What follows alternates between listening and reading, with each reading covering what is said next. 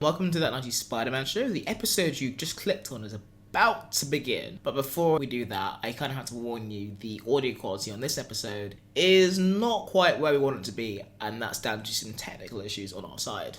We sound like we're underwater, and we are not underwater. Like all episodes of That 90s Spider-Man Show, we record this on dry land. So, enjoy the episode. Sorry for the inconvenience or like the psychological and or emotional and or physical pain we have caused with our audio difficulties.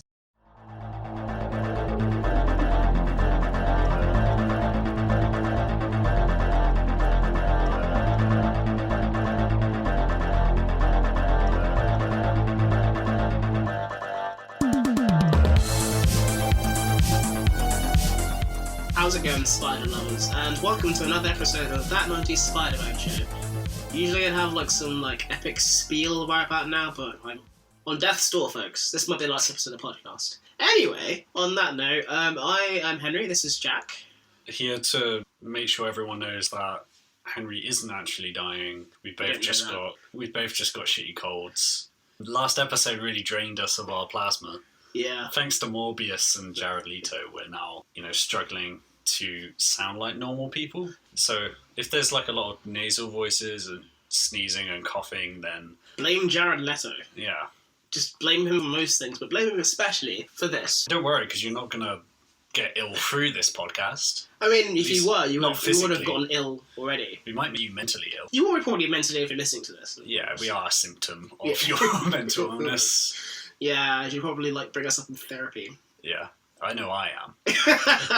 Yeah, anyway, this is Season 2, Episode 7 of both the series, Spider-Man the Animated Series, and the podcast, That 90s Spider-Man Show. And today, we're not talking about Morbius. Well, we are, but not. And while last time we were talking about, the first on-screen adaptation of Morbius ever to come to screen, today we're covering a character who's been on screen probably too many times. Yeah. We're talking about the Punisher, folks. He's punishing. He's very punishing. This time around, let's just dive right in because, again, I could drop dead any second. So, when we last left Spider-Man the Animated Series, Peter Parker had, a lot more arms than he usually does. Oh, yeah. He was trying to cure Morbius and kind of failed, and then everyone ended up thinking that he'd stolen Morbius through his hospital window. Yeah. And now Morbius is out there sucking people off again. Yeah, it's just sucking off on the street. And then, Spider-Man's getting all these kidney pains, and then he grows a bunch of extra arms. And that's how we kind of, ended it. And this time around, we're kind of back in that room. So we've got our resident nosy old lady, Aunt May, who's, just poking around Peter's room as you do. She picks up, a pair of pajamas, and, the shirt's got, a ton of holes in it, and she's just oh, that's weird. And then she kind of, pokes around a bit, and then she gets annoyed. She's oh my god! Aunt May's kind of logic and, self-preservation skills, I'm surprised she survived as long as she has. Yeah. Everything that's dangerous, she's that's probably fine. And everything that's, not dangerous, she's freaking the fuck out over. Yeah, I think quite a few episodes back you said that you were surprised she hasn't choked on a hot dog yet, which still sticks in my mind whenever I read anything with Aunt May in it. She's like Darwin should have taken her out a long time ago. Keeping this old person alive is no longer Peter's problem because he's on the roof with a lot of arms. He's oh shit, oh man, I can't talk to you right now because I've got so many arms. Honestly, they really double down this episode on how creepy the arm thing is. You could say triple down because there's twice as many arms as... Well, as in compared to the last shot of last episode. Because we said then that it's they don't make it a cool thing, they make it oh my god, this is horrifying. Yeah. And you get a lot of that this episode, even though there are a few funny jokes about it as well. Yeah, but he's not this isn't complete agony and I hate this. But right now, Spider-Man's just Peter Parker just crouching on a window with lots of arms. Cuts to an abandoned warehouse where there's a kidnapping occurring. And you didn't see the end of Stranger Things Season 2, did you? No. Why do we always end up talking about Stranger Things on this podcast? We talk about a lot of things which aren't the podcast. Yeah. But so the reason I bring it up is because on the second to last episode of Season 2, 11 goes to this random, backyard alley gang. And it's very classic 80s. Everyone's in leather jackets, got punk haircuts. Oh right, yeah, I see where you're getting at. Yeah, and it's pretty much that scene. But there's a kidnapping of some she's just some kind of son of a billionaire, but he's a Texan oil tycoon, I guess, because she's dressed like that. She kind of sounds well, not the kidnappee, but one of the people that sounds like Rogue as well. A little bit, yeah. To the point that I was convinced that it was the same voice actress. It might well be. Well, I looked it up and there was no record of anyone voicing that character, so apparently they don't exist. And like one of the guys that looks a bit like Kingpin, if like he was like a bit like Kingpin's like flamboyant cousin. Yeah, Constantine Fisk. I don't know. But the whole group, they're so punk, but like in this very specific cartoon way. They almost look like Jem. They look a lot like Jem. They look like Jem and Holograms. Yeah, like the kidnapping her, ransom her, so they can go on tour later on. Yeah, and unfortunately, they've gone. This is the dark side of Jem, where like they weren't making any money, and then they just like had to resort to like human trafficking. Yeah, and then someone comes in and fucking blows them all up. So yeah, they post on like Facebook later on, like, sadly we're gonna have to like shut down the band because one of our own band members got shot by the Punisher. The bassist has lost an arm. Well, yeah, because that's how he makes his entrance, right? He just blows them up. It's great because they say like something like, "Oh, you blow me away," and immediately the wall explodes, and like Punisher's like, "What's up, bitches?" Wow. Yeah. Yeah. He doesn't do that. Yeah, this is Henry's version of the Punisher. That's what I want him to do every time he goes into a room. Like, what's up, bitches? I will say the voice actor for Punisher in this is great. I actually like the Punisher in this. Like, usually with the Punisher, we've had 3 bites of the cherry, and like one of them was fine. But there's a character that's... We never had more than 3 bites. Really? We've had 3... on-screen bites. We've had 3 on-screen bites in the 20th century. Oh shit, there's more. He's been in like every cartoon, and then there's Dolph Lundgren in the 90s. So I thought, there's Thomas Jane's one, there's the good Punisher movie, Punisher Warzone, which had I've forgotten who played. I'm assuming it's Jai Courtney. No, I can't remember who it is. Do you want to look it up? No. You looked up how to get to fucking like Central Park from Manhattan, but you won't look this up. Yeah, but we're trying for you not to die before the end of this podcast. Oh, that's a good point, actually. Yeah. This is my final seconds on this earth. Following on from that Chippo note, Punisher kind of shows up, kicks some ass, and we have a bit of like him like giving us his MO, where he goes like to this guy who's giving up. He's going, "What? Like, so you surrender? So I'm meant to like not kill you, pretty much?" And he's like, "Yeah, I'm not going to do that." I mean, he only doesn't because it's a cartoon. Yeah. And he's not allowed to shoot someone in the face in a cartoon. Yeah, at least not till... He just threatens to do it. Yeah. You know he's going to. But yeah, like he jumps out of a window and lands on some trash cans and obviously gets arrested. And the Punisher escapes, not before freeing our damsel in distress. And he says something like, oh, she's like, "Thank you." He's like, "Oh, my pleasure." Yeah. It's very un-Punisher-like, but... He's got like a certain charm to him, this one. He's not completely miserable, but you can just tell he's got like this anger issue. Yeah. And he is very focused and gets a bit carried away, but he's not like I guess he is kind of psychopathic, but he's not like this ultra gritty, dark version that we've become used to in other versions. A bit like Bruce Wayne in that level of derangement. Yeah, he's kind of like a Batman sort of type in this, but like if Batman had a grenade launcher. Yeah. Give it a couple of movies. Yeah. Anything can have Batman. Yeah, and he just calls it the Bat Launcher. The Bat Launcher. And it's like, wait, no, there's grenades in this. You can't make it cute by naming it that. I made them bat shapes. Bat shaped grenades are horribly non-aerodynamic. Anyway, he escapes to his like supercar that he has. It's a van. It's the battle van. The battle van. Yeah, give it his proper name. God damn it. Battle van is so much lamer than just his supercar. No, because you're making it up. Yeah. This is all I say. Supercar. It's not. I've got to make it very clear. This looks like a regular van, but it has like all kinds of gadgets in it. It's like one of those windowless vans you get like paedophiles to like drive around. Well, it's probably better that he drives around in that because there are a lot of vans like that. It's like the white vans in England. They kind of just blend into everything. Like anything in there. There could be the Punisher in there. They're probably just running around, yeah, just like punishing all over England. Yeah. He's got his work cut out, let's say that. But no, he kind of escapes, and then we kind of get like a bit of like a back and forth between him and Microchip, who is not played by Wayne Knight, but he kind of looks a bit like Wayne Knight anyway. Is he Wayne Knight in the show? No, he kind of looks like he would be. Oh, right. I think Wayne Knight played Microchip. Really? I think he plays Wayne Knight in Punisher Warzone, which is the good Punisher movie. Yeah. Good as in it's like very like over the top violence. Yeah. And he's Microchip in that, I think. And I think at the end, it's kind of like one of those, we're setting the table for him to be Microchip in the future. Yeah. And then there was never a sequel because it made no money. So, yeah. Was there a Microchip on the show? I never watched the show. Yeah, but he's not like nearly as fat. He's a real guy, though. Yeah, he's a real guy. He gets like burned. He's like living like in hiding. Because in Daredevil Season 2, the sort of stinger for Punisher is him finding a little floppy disk that says microchip on it, and I was like, oh, is he going to be like a computer program or something? And then I never watched the show. He's some guy. The first season of Punisher is actually not that bad. No, I've heard it's really good. Yeah. In fact, like one of the better Netflix shows, but to be honest, at this point, there's a lot of the Netflix stuff that people loved and I didn't, so... I feel like it's like we talked about earlier, like people will just eat up whatever shit we give them. Yeah, including you, apparently. Yeah. Part 2. Microchip kind of like gives him like his next target. Like he says like, okay, now you're done with that like kidnapping, don't take a break, go straight to your next job. And he gives him a little picture and he looks at it and he's like, I was wondering where it would like tangle up with this guy. And it's none other than Spider-Man. A convenient little mugshot of Spider-Man for the photo as well. Yeah. It's like you pose for it. Cut to Peter's room, where we clearly see that the serum has not quite worked from the last episode. So Spider-Man improvises. He cuts some extra holes where his arms go now, and he's got this whole like get-up where he gets his old get-up where like he's got like his arms poking out through holes in his costume side. And as he's putting on this costume, he gets a phone call from none other than Mary Jane, who's like, yeah, let's go on another date. And he's like, obviously, like that can't happen. But the interesting thing for me is that like she's like, you've been avoiding me ever since that thing on Coney Island, which was like 4 episodes ago. Yeah, and she specifies a week ago. A week ago. Which, for one thing, that's a lot to happen in a week.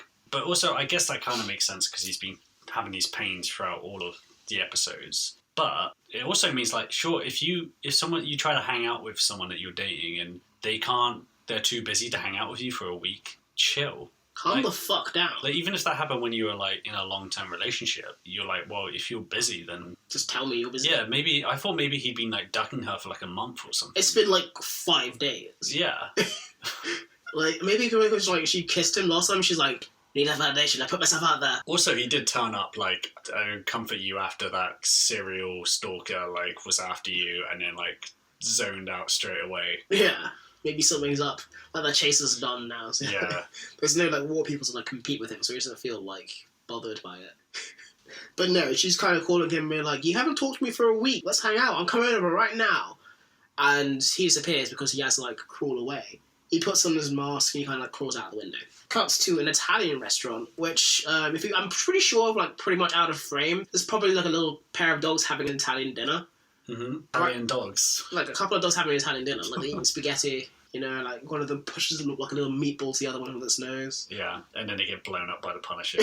He kind of comes in later. But no, for now it's just Morbius, just a blood-sucking vampire. Yeah. So Morbius comes in and ruins these dogs' date, and he sucks like this Italian restaurateur off. And he's kind of like, what the fuck? What's happening? I swear this scene is like 4 frames. Yeah. It's like you just cut quick to Morbius like doing the hand sucky and then just like next bam, scene. out there. Yeah. So next scene, I'm going straight to the Hardy Foundation. It's like a hand blowjob. So a hand job? But with the suck. Hand job with the suck. Yeah. I don't know where... It's just something that occurred to me. What do I do with this information? He's sucking people off with his hands. There's a joke in there somewhere. Are you going to make the joke? I don't know. Don't touch the crab dip. Yeah. There's something. I mean, like, how long do you have? Really, we're like trying to like pull out this joke about like a sucky hand job. Well, I mean, maybe as we talked about last time, he had that Morbius strip Magic Mike performance, and maybe he can step up to the next level and be like, I'm the only guy you can get a blowjob from someone's hands. Like the weirdest prostitute in all of New York. Yeah, someone's going to be into it. Michael Morbius, European gigolo. Anyway, cut to the Hardy Foundation, where Dr. Mariah Crawford is working even, on some experiment, and then she gets a hand on her shoulder, and it's Spider-Man's hand. But, like, she doesn't know what's going on, so she's like, oh, Spider-Man! I'm so glad it's you, and there's no surprises or anything like that. She turns around and she's like, what the fuck? What happened to you? There is, like, a lot of potentially, like, unintentional comedy here with Spider-Man just not arriving, but just stood there in the middle of the room, like, basically T-posing. Yeah. With all these arms out. I don't even know what letter that would be posing. Just like a double E. Yeah, just, like, putting his arms out and just, like, everyone just, like, looking at him like, what? Why? What's happening? And he's like, don't question it. Yeah. And she's obviously horrified, and she realises, oh yeah, so my serum didn't work, did it? And he's like, no. Yeah, maybe you should stop with the science, because your hit rate. it's pretty fucking atrocious. If your first drafts aren't always going to be good, but if your first drafts always turn people into mutants or crazy monsters, then maybe take like a second draft, maybe a third. Yeah, or just don't tell anyone about that first draft. Yeah. You know, keep it on the wraps until you got like 3 or 4 passes through there, and you're like, this definitely worked. Don't rush the process. Yeah. But she's like, oh, I fucked up here. And she kind of says something along the lines of, oh, I guess that's why you kidnapped Dr. Morbius. Dr. Morbius? Mr. Morbius. Michael Morbius. Mr. Morbius. Magical Mr. Morbius. The talented Mr. Morbius. Oh, God. The talented Mr. Morbius. I don't know why it's funny when it's him, because he's such a serious character. Yeah. Mr. Morbius, it sounds so stupid.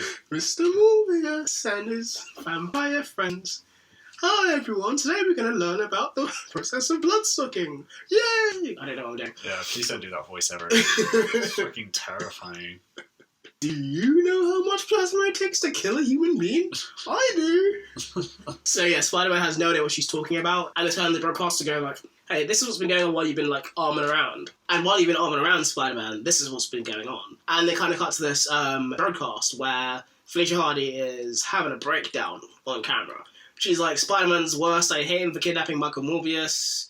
And everyone's like, oh, Spider-Man sucks. And whenever there's shit talking about Spider-Man to be done, he's always there. It's J. Jonah Jameson who is there. And he's sitting at this desk. And it's good that he's sitting, because if he was standing up, you could tell he was just, like, hard as a rock. His spider boner is tingling, folks. Anyways, JJ is very happy that Spider-Man is being antagonized. And he calls for Spider-Man to be captured. While this is going on, we kind of cut to Microchip and the Punisher, and then Microchip kind of explains, like, yeah, like, if you bring in Spider-Man alive, this will redeem you with the public after all those murders that you did. Yeah, well, I guess... I mean... It's less like with the public than with the law. I think that's worse. No, but I think it's more like, yeah, people aren't happy with him murdering criminals. Just like, yeah, going to murder. I imagine people in real life would be like down for it. Yeah, they'd be like, yeah, this is great. Like, do more of that. Taking these bad guys off the street with a place like that's also murder. Mm-hmm. This is just a transference of crimes. I'm just thinking of like John C. Reilly at the end of Guardians of the Galaxy when he's like, what if I remove a man's spine? And he's like, that's murder. It's one of the worst crimes. Don't do that. Please don't do that. I forgot he's in that movie. Yeah, it's the weirdest thing about that movie, even though there's loads of blue people in it. It's like John C. Reilly's in this. It shows up. Even like, you forget like Cosmo the Dog is in there. I could talk about Cosmo the Dog for a while, but we probably won't do that today. There's literally no reason. Let's move on. Fine. Witch hunt underway for Spider-Man, and Spider-Man makes like a little like joke, like, oh, they'd blame him for the common cold if they could, which is like a good like approximation of how much people hate him at all times. I do blame Spider-Man for my cold. Spider-Man did 9/11, guys. At this point, during the broadcast even, that Felicia kind of looks up and she's like, look, it's Spider-Man on that wall. And I think this is where, like, we kind of find out that all of New York is blind, because, like... so funny. We kind of cut to this, like, person on a wall, and it's clearly not Spider-Man. It's so distinctly Morbius. It's like clearly white skin, blue hair, black leather jacket, blue trousers. Nothing about him is even remotely the same colour as Spider-Man, who's known for wearing flamboyant red and blue. Tights. He's wearing red and blue tights. And then I think Felicia says, like, only Spider-Man could climb a building like that. But he's not climbing a building. He's standing there. He stood on a ledge, and it's like, anyone can climb through a window and stand on a ledge. Any asshole. And they're like, yeah, that has to be Spider-Man. And all this time of, like, flying drones and, like, building missiles, we've never seen a man, like, climb a wall apart from Spider-Man. And this is where I would differ from Spider-Man, because Spider-Man immediately makes a point of intervening and then incriminating himself further by making sure no one sees Morbius in the spotlight but only see him. Yeah. Whereas, like, I would, like, go up to the police and be like, hey, I'm over here. Yeah. That's Michael Morbius. You need to help me out here. Yeah. No, he swings right in. He's or just not even go and just be like, I'll wait until Morbius attacks people and then stop him. Just be like, see? I was not fucking around. But he's like, shit, I don't think I help that guy. And he swings into action. Yeah. And they throw down. They use him throw him down. And, like, Morbius is like, what the fuck happened to you? He's like, yeah, about to happen to you if you don't let me help you out. And they fight for a bit. But this is when the Punisher kind of shows up, and he's like, "I got you now, Spider-Man," and he's like not impressed with Punisher at all. Yeah, I love. What was he calls him Bonehead. Yeah, he's like, "So let me guess, Skullman." I love that. Bonehead.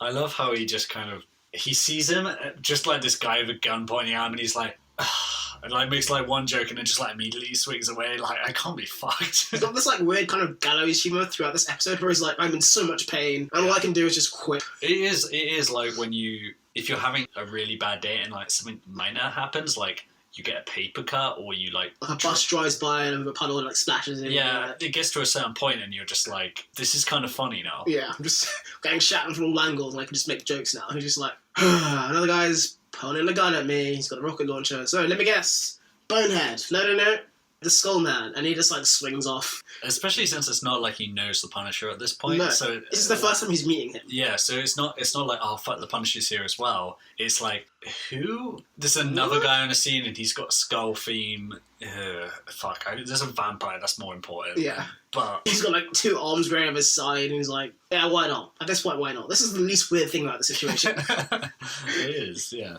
So yeah, they throw down for a bit and the Punisher kind of like chases Spider-Man with a jetpack, which is great. Yeah, he levels up like immediately. He's like, let's go.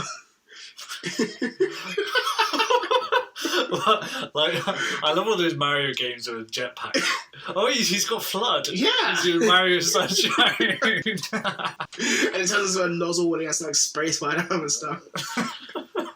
He does actually hit him with like it's like a silicone thing. Yeah. Like it basically looks like he's hit him with F.L.U.D. later on. Yeah. To get him to like not cling. And I guess like there's also like octopus people, so which have like 8 arms, and Spider-Man has 8 limbs. The super Punisher Sunshine. Well, just imagine that. It's like, oh no, the Punisher has been stranded on Isle Delfino. He has to stop Bowser. Just Punisher him. just murdering Bowser. Yeah, or just like running around with like all these like. And he's just like going slowly insane, like the Delfinos, I guess they're called. Delfinos, yeah. Yeah, they're like, like, yeah. What the fuck is happening? Tell me where Buzz is. I can get off this fucking island. Just like, And how if I don't kill my family? You're making like blooper sounds, and it's making me think of Rico Harbor, and just the music like, and just like these little like blooper like tentacle monsters, and then Punisher's trying to just fucking There's like blocks of paint against the wall. P.E. Piranha just like grenades him in the mouth, snaps its neck. Mario's like, fill him up with the water, and he's just like, no. Why would I use water? Just get like a shotgun out, like, there's no coming back from this. There's no respawn this time, motherfucker. I want to play that game. Yeah. Get Thomas James in that movie. Anyway. He'd do it. So, at some point, the Punisher kind of captures him with, like, some sticky goo and, like, a little net, and he's, like, trying to, like, reel him up. And the police kind of close in on them at this point. And it's like, oh god, like, Spider-Man's gonna be like, fuck. But no, he just has all these arms and he breaks free. Oh, I forgot he had all those arms. He had all his arms. God, it's coming useful sometimes. There's actually a line he says, actually, is, oh yeah, these are actually coming in useful for once. I think that's what freaked me out about the arms, is when he's in his room at the start of this episode and he's getting things out of drawers and he's like doing loads of things at once. It kind of adapts really quickly. And it's just really creepy. I guess it's like an instinct thing. Yeah. You don't really think about, I want to pick this up with my hand, you just kind of do it. Yeah. To be fair, like, if you go like 2 random phantom limbs on your sides, it would take you ages to know how to use them, but like he adapts pretty quickly, considering like the extreme circumstances, you could say, of the situation. Yeah. Like at one point he's like writing with it, and I'm like, damn, I can't write with my left hand. And you're like, yeah, that's true. Yeah. I guess if you think of it as like another limb you have to learn how to use. Or is it one of those things where like he has like a right hand and left hand? He's sending signals to his brain to go like, right hand do this, and it's like one of 3 right hands he has. Yeah, I don't know. Man, he'd be really good at tennis. Oh no, they disqualify him immediately. Yeah. Who allowed to play tennis? Or, like he'd be banned from the Olympics. Yeah. I don't know what he wouldn't be banned from. Most like physical sports, arm wrestling contests, he might be at a disadvantage for them just because he has like so many arms. He has such bad leverage. I do. He can play football. Like he'd be an amazing goalie, but they wouldn't let him play. Yeah, he won't be allowed to play any sports. Like, there's not going to be a sport that he'll be allowed to play. Cycling. He wouldn't have to, he could cycle. I don't think it's run through every sport. I mean, there's not Olympic sports. Archery? Nah. I thought you wanted this episode to be quick. I say this every time, and every time I find some bullshit to talk about. Yeah. Anyway, so, Spider-Man breaks free of his trap. But meanwhile, while this is all happening, we get, like, a big welcome back to Robbie Robertson, who's back for the first time this season. Oh, is he? Yeah. I've only seen him since the end of, like, last season, where he got, like, dogpiled by a ton of, like... Yeah, I forgot. Yeah. Like a million S.H.I.E.L.D. agents, like... Dogpiled. Yeah, I forgot about that. That's the last time we saw him. He's finally out of hospital. The doctor says, I take these 2 pills for my pain.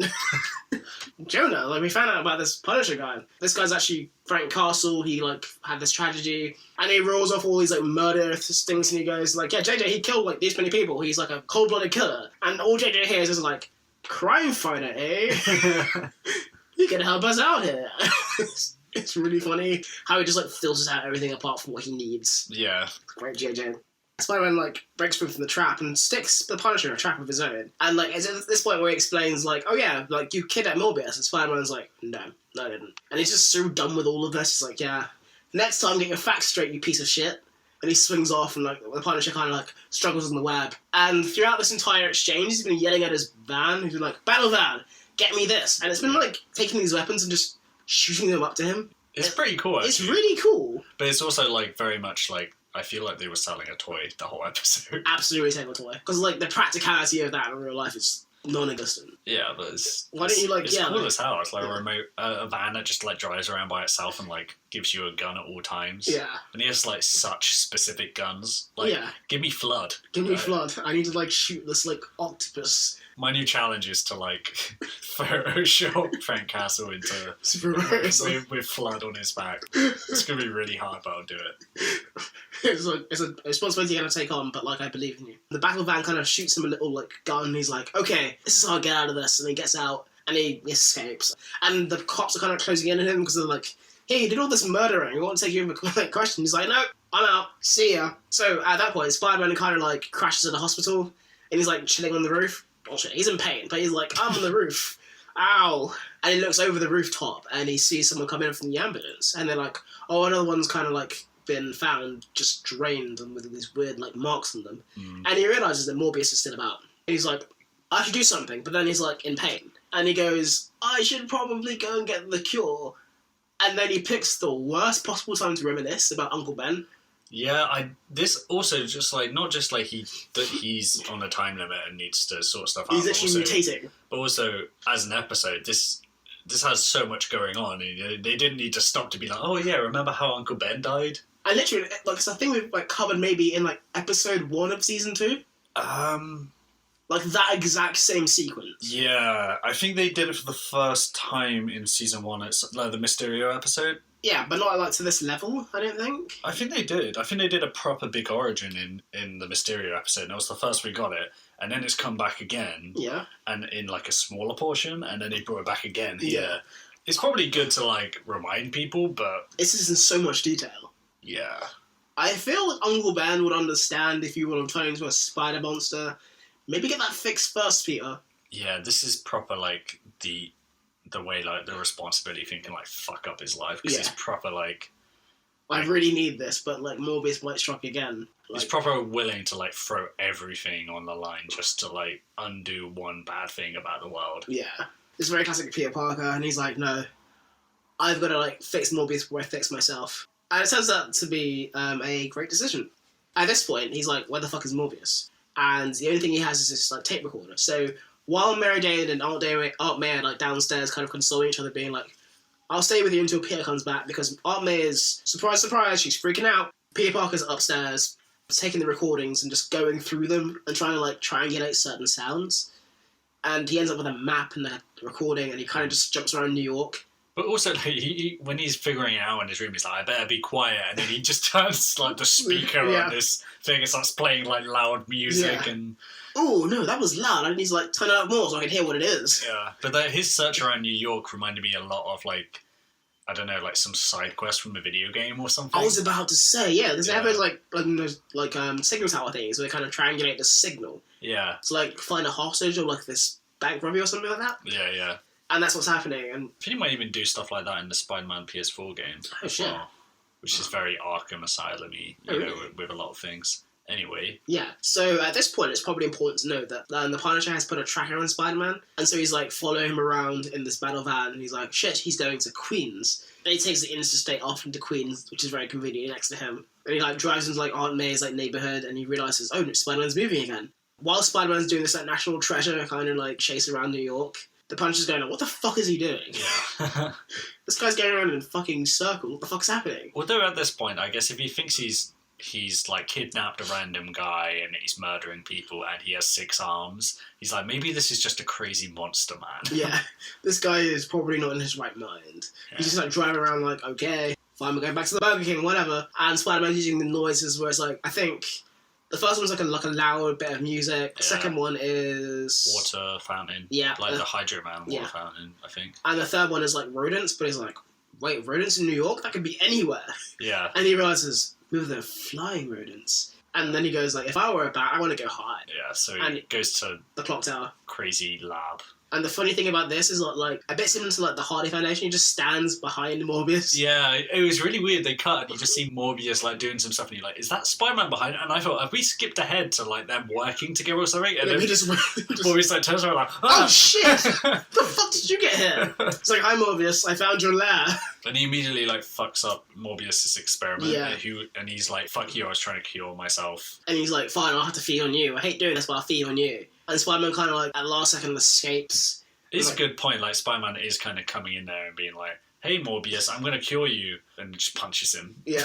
This is how I cure you. Just stay still. And yeah, they tussle for a bit, and then the Punisher shows up again. And this time, he's in a university. Let's keep this in mind when this happens. But he takes his rocket launcher, and he blows the fuck out of this building. Yeah, the first time he just like blows up part of the wall, and the second one he brings down the entire fucking clock tower, He right? just terrorist attacks like fucking school. Like, Yeah, and he continues doing this for the rest of this episode. Just blowing running shit up. fucking grenade launcher, and just like, I think he even like nearly gets a few direct hits on Spider-Man as well. Yeah. Imagine how many hundreds of people died just in that clock tower. Like, the janitor's like, oh no, there's a janitor. Oh my god, the building's dead.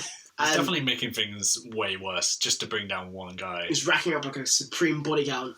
It's like the end of like Commando where like all the kind of military people come in and they're and so what do you have for us, Matrix? And you're just like, bodies. All I have is bodies for you. It's that level of just carnage. Yeah. Okay, so Spider-Man tries to escape and swing away, and Punisher hits him with a rocket launcher. And he kind of like falls into this warehouse, and the Punisher's like, I got you now, boy.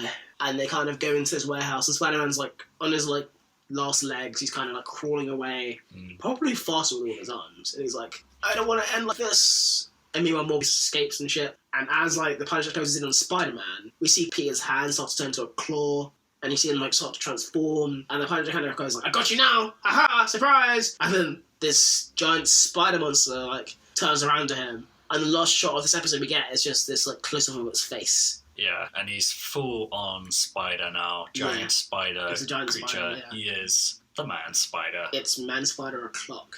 Yeah. And that's... And that's what he says. It's Yeah, man spider o'clock. Cut It's the his credit. catchphrase. Yeah, cut the credits. No, he just kind of screeches. Yeah, he's not very eloquent, this No. spider monster. And you might be surprised to learn this is a to be continued. Uh-huh.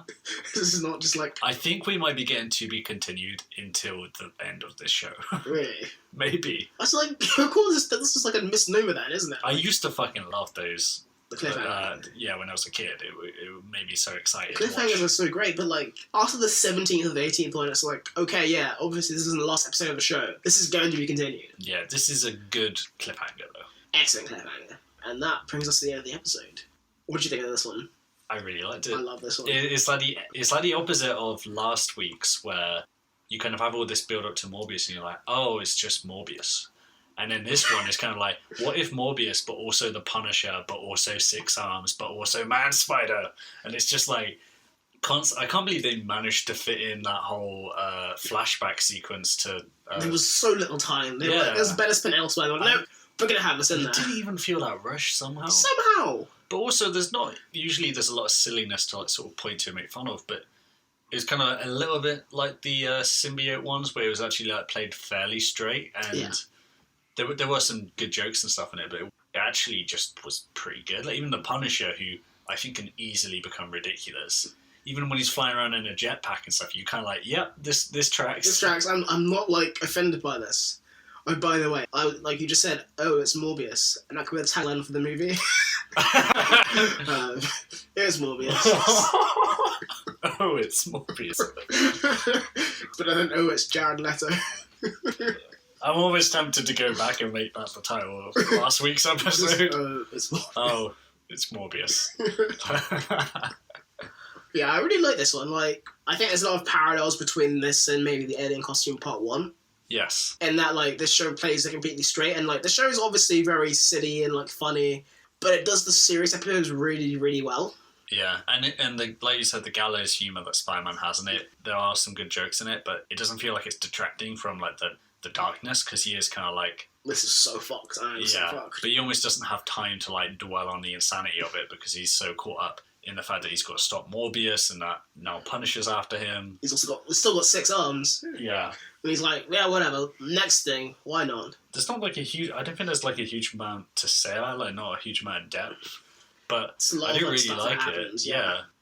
One thing that we kind of didn't mention, but like kind of happened a lot during like the episode. Do you remember last time we were talking about like the weird like not angles, but like the weird kind of set transitions? Yeah. There's quite a few of those going through. Oh, like the 3D. Yeah. Yeah, there was like a couple, and there was one where they used the 3D animation when Aunt May is walking up the stairs, but she's 2D, and she's going up the stairs, and they're panning around, and the banisters and stuff are like, and the railing is like in 3D. It's a 3D hallway, and it was so just weird once you realised what was happening. My eyes bled a little bit, but it was in a good way. I was like, oh shit, let me wipe this blood from my eyes because I am digging this. I think the animation was also just really good in general in the episode. Yeah, like sometimes it dips. There's only one bit where I was like, that's a bit bad, where he touches, what's her name, Dr. Crawford. Yeah.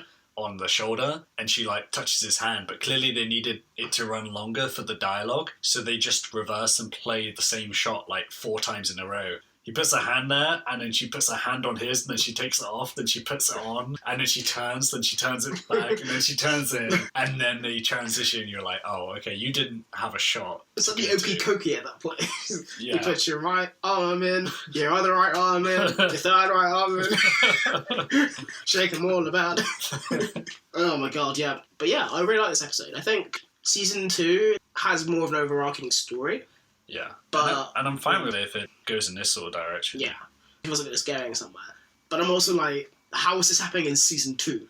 Yeah, it is a lot of stuff. And we've had that with a lot of things so far where I'm like, shit, what the fuck is going to happen in like the rest of these? Yeah, season 3. Well, I guess we got like, not to like go too far ahead, we got a couple of villains to come in. But I kind of like how they bring stuff in this way. Like, last time was the Morbius episode, but they also had 6 arms. This time it's further transformations, further Morbius, but also Punisher. Yeah.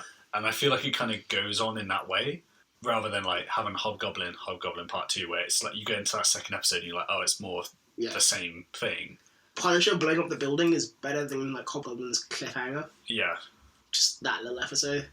And I think like, we're talking about like the season as a whole, this is probably like my second favorite episode. What's the first? Probably the first Insidious 6 one. Oh yeah, that one was pretty great.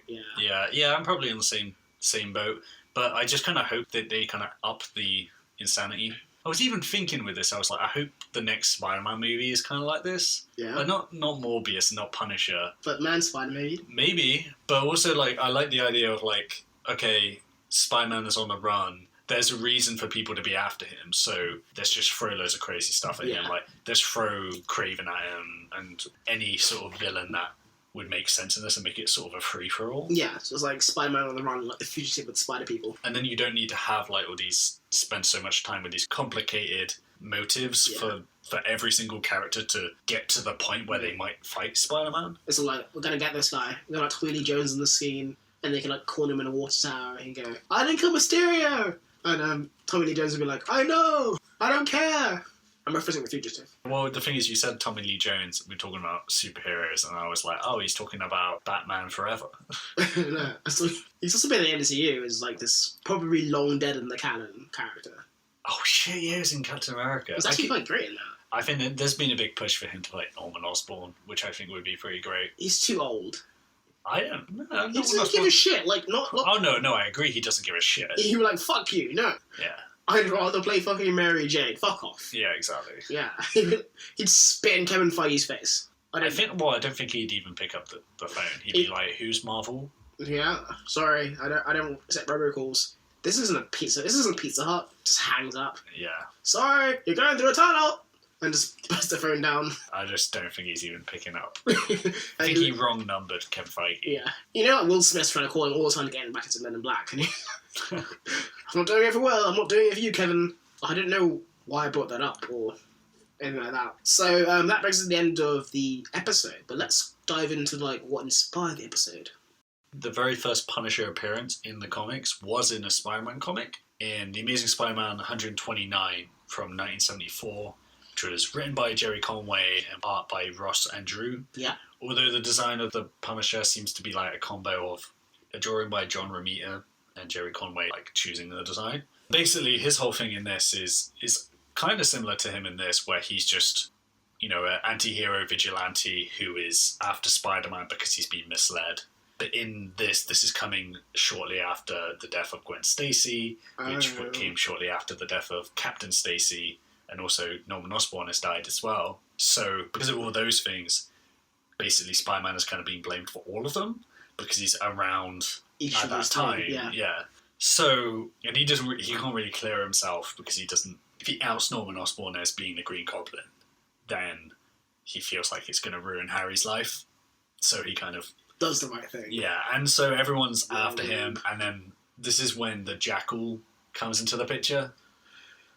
Okay. Who, for those who don't know the Jackal, he's basically this guy in like a green, like lycra suit that's kind of furry, and he's a furry, and he's got these big, like pointy ears and like dark shadows around his eyes, and he's kind of like, and he kind of hops around and stuff, like he kind of looks like a green, like skinny version of Beast from the X-Men. Oh, that's terrible. But then he's also a bit Green Goblin-y in terms of like him being crazy, kind of a bit like the Joker. He's not that great, to be honest, but kind of sucks, yeah. He hangs around for a long time. He's there.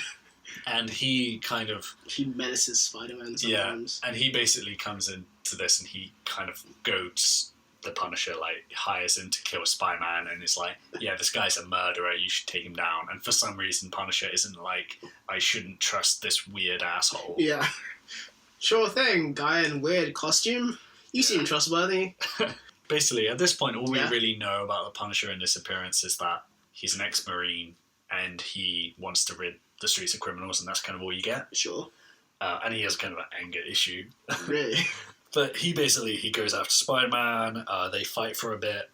Spider-Man sort of beats him, but then Jackal like comes up from behind and slashes him, knocking Spider-Man off the edge of the building. Spider-Man sort of gets away last minute, but Punisher's like, what the fuck? You attacked him from behind, that's not fair.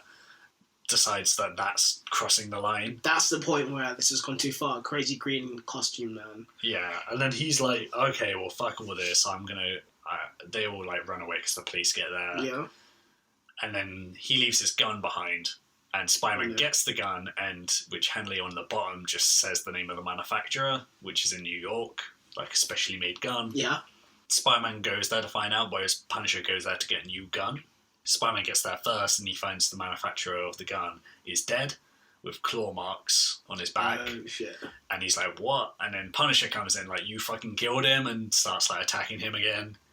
They have a quick fight. Spider-Man defeats him, and then, like, makes him, like, look at these, like, fucking... Claw marks. Claw marks. It's almost like a Jackal did it. If only. And then that's when they sort of figure out that Jackal's plan was, because his relationship with Punisher was going to shit, he was like, the idea was for Punisher to kill Spider-Man and then get framed for the murder of this guy, because police had been called to arrive to find the dead body with Punisher there. The Punisher slashed him to death, I guess, with all his guns. But also, like, the Punisher has also been known to murder loads of criminals anyway, so adding another murder to that rap is not a huge deal. Yeah. He probably needs, like, one off the record, to be honest. But basically, at the end of this, they kind of, like, leave it at a stalemate, and they both kind of respect each other as crime fighters, and, like, yeah, let's just leave it. We don't want to fight anymore. And he leaves. But he ended up being so popular as a character that he popped up in his guest stars in loads of comics. Yeah. Like stuff like Daredevil and Captain America. But it was quite a while before he got his own comic, because back then there was a lot more trouble getting that kind of violence into a comic. Like, I think one of the reasons he's even called the Punisher is because they couldn't have something more obvious as his title. I guess like the Punisher is like, it can be construed as like this really, really expensive dominatrix. Yeah. And there's like the spanker. The spanker. That was kind of like taken off from post. And like, yeah, that's probably a bit too sexual. Can we get the same like vibe, but like less sexual? Yeah. And that like kind of stuck in the Punisher. Yeah, and they're like, well, in the animated series, they're like, well, we can't call him the spanker, because if anyone's the spanker, it's the guy with the 6 arms. How many people he can spank at once? Yeah, that's what Spider-Man gets. He goes to like a S&M club and be like the best dominatrix ever. Sure. Yeah. Very specific tastes out there. Yeah. He doesn't want to be spanked 6 times in a row. I mean, that's not really like, I don't think you need to go that out there to get spanked 6 times in a row. But like, that fast though. Oh, right, yeah. Like, usually it's like you gotta like spank with one hand and like. Well, it's Spider-Man's just like spinning around. Yeah. Yeah. Like 3 at a time. Like a Beyblade. Yeah. But anyway, Right, how many whips he could carry? Punisher ends up like getting... 50 Shades of Grey whips, like... I'm aggressively trying to move on. Like Christian Grey has 6 arms. Yeah, sure. Just do it. Anyway, Punisher... Like 50 arms of Grey, I don't know. 50 arms? Holy shit. That's not too much. There's too many arms. Punisher ends up getting his own series eventually, but it's like, I think it's only in like the 80s he gets his own series. And I think as time goes on, they make it clear that it's more clear that he's killing people. It becomes more of an issue for people like Spider-Man when they end up reluctantly teaming up, because it's like, this guy is a crazy murderer. He will kill us all. Yeah. And he does, at certain points, become more erratic until there's one Spider-Man issue where he like actually just starts firing at people for like littering. It does get a bit insane. And I think they eventually dial back on that and make it a bit more serious again. He's like, this motherfucker crazy. But I won't get into the Punisher's own history because it is pretty insane. There's lots of crazy shit. I think he becomes like an angelic like hitman at one point, like an angel of vengeance. Like Spawn. Yeah, and then for fuck's sake. something like that. And then there's also the Frankencastle thing, which I spoke about last week. Yeah. There's all kind of bullshit with him, which we won't bother. There's one thing that's kind of more contemporary about the Punisher that's fucked up that I thought was kind of interesting. Yeah. I don't know if you know about how his symbol has become co-opted by the Blue Lives Matter movement. That's terrifying. Yeah, because, I mean, regardless of your thoughts on Blue Lives Matter, fuck that shit. It's also kind of weird to be like, okay, we want to create this movement that we believe is about protecting officers and how the officers should be more respected or whatever. They should be respected for killing all those black people. And doing that and then being like, and the person that we're holding up as like an emblem of this is a crazy psychotic murderer who like kills people on the spot for... Many of them cops. Well, the thing is, they address this in a recent comic. In Punisher Volume 12, 13, written by Matthew Rosenberg, he comes across 2 police officers who are fans of his, and the Punisher like sees them and they're like really excited to see him, and they're like, look, we got like your logo on our car and like we're gonna clean up the streets like you do, we're huge fans. And then he takes the stick off their car and like rips it up and he says, I'll say this once, we're not the same. You took an oath to uphold the law. You help people. I gave that up a long time ago. You don't do what I do. Nobody does. You boys need a role model. His name's Captain America and he'd be happy to have you. If I find out you're trying to do what I do, I'll come for you next. And I think that's incredibly badass. That's terrifying. Yeah. Okay, fine, Mr. Punisher. Sorry, Mr. Punisher. But I also like this idea that, like, he's aware of the fact that he is as bad as these criminals, but he's, like, willingly taking on that darkness. Yeah. He's like, I am a crazy murderer, but at least I'm doing it for the right reasons. Yeah. And he knows that, like, if he were to rid every criminal on the earth, you know he's just going to blow his brains out. Yeah. This is my one step close to being dead, finally. Yeah. And they're like, yeah, like, we love the idea that you have no consequences for what you do, even though you're a psychopath. I think that's what happens in one comic, actually. There's a comic where he's like the last man on Earth because he's killed everyone. And there's no more humanity. And he becomes like Ghost Rider, and then he becomes Cosmic Ghost Rider because he gets like he gets like the power cosmic from Galactus or something. I think he kills Galactus, maybe. He's just flying around. There's this Cosmic Ghost Rider series where Frank Castle is Ghost Rider flying through space. And I think he ends up with some time travel shenanigans and I mean, of course, stealing a baby Thanos. And there's a whole like little nonsense that happened like a year ago, maybe. a baby Thanos stolen by the Punisher, who's also Ghost Rider, traveling across space on, I'm guessing, a space motorcycle. Yes. Of course. Why not? This is why I say we don't have time to get into the fucking Punisher. Even if we did, I don't want to do it. Like, that sounds batshit insane. That's... Huh? That's... Huh? Huh? What's I'm that? done. God, I'm on death's door here, folks. That's the end of the comic book origins, I guess, of the Punisher.